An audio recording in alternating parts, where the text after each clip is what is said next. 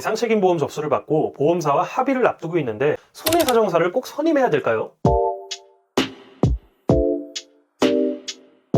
영업장 시설 내에서 부상을 입은 경우 영업장 측에서 가입한 배상책임보험을 통해 보상받게 됩니다. 이때 이 영업장 측 보험사에서 손해사정업체를 선임하여 피해자분의 손해액을 평가하게 되는데요.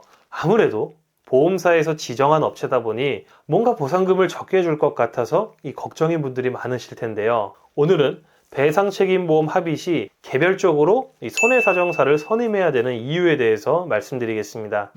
먼저 이 손해사정사 선임이 불필요한 경우입니다. 첫째, 진단 주수가 2주에서 4주 진단의 경미한 부상의 경우입니다. 진단명으로는 염좌, 타박상, 뇌진탕, 찰과상 등이 있는데요. 이 경우에는 실제로 지불한 치료비나 흉터 성형 비용, 위자료 항목 외에는 받을 수 있는 합의금이 거의 없고요. 치료비나 위자료는 어차피 보험사에서 자체적으로 산정을 해주기 때문에 굳이 내가 비용을 지불하면서까지 추가적으로 손해사정사를 선임할 필요가 없습니다.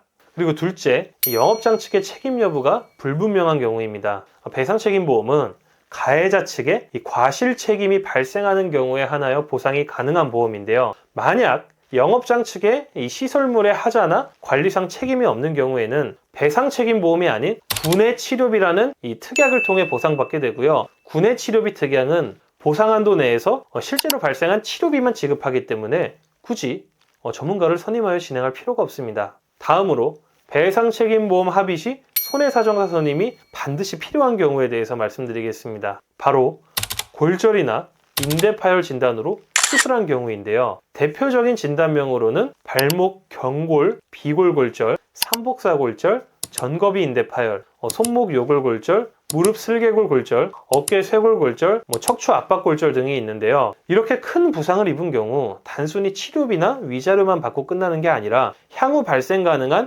후유증에 대한 보상을 받아야 됩니다. 제가 수많은 환자분들을 만나보면요. 골절로 수술한 경우 아무리 수술이 잘 되더라도 적어도 1년에서 3년 정도는 일상생활이나 이 노동을 수행함에 있어 상당한 제약이 발생하고 만성적인 통증이 생기기도 합니다. 하지만 보험사에서 이런 후유증에 대한 보상금을 알아서 책정해주지 않기 때문에 반드시 전문가의 도움이 필요한데요. 예를 들어 발목 골절로 수술한 경우 보험사에서 처음 제시하는 합의금은 치료비, 위자료, 휴업손해 등을 포함하여 통상적으로 500에서 800만 원 정도지만 저와 같이 손해사정사를 선임하여 진행할 경우 후유장애 관련 합의금을 추가로 산정하게 되고요. 적게는 1000만 원 초반대에서 많게는 3000만 원 이상까지 보험금이 산정될 수 있습니다. 그렇다면 보험사에서 왜 이런 합의금을 알아서 산정해주지 않는 걸까요?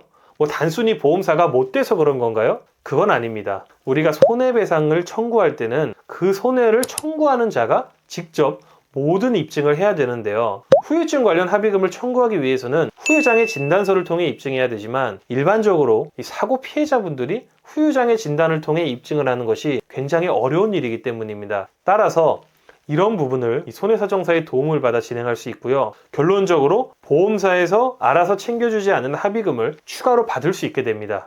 자, 이제 정리해 보겠습니다. 오늘은 배상책임보험 합의 시 손해사정사 선임이 필요한 경우와 불필요한 경우에 대해서 말씀드렸는데요. 앞서 설명했듯이 골절이나 인대파열 진단을 받은 경우 보험사에서 알아서 챙겨주지 않는 합의금을 받아야 되기 때문에 반드시 전문가의 도움이 필요한데요. 현재 골절 이상의 부상으로 배상책임 합의를 앞두고 있다면 고정 댓글에 있는 상담 신청 링크를 참고하여 문의하시면 친절하게 상담 도와드리도록 하겠습니다. 오늘 영상은 여기서 마치도록 하겠습니다. 다음번에 더욱 유익한 주제로 찾아뵙겠습니다. 감사합니다.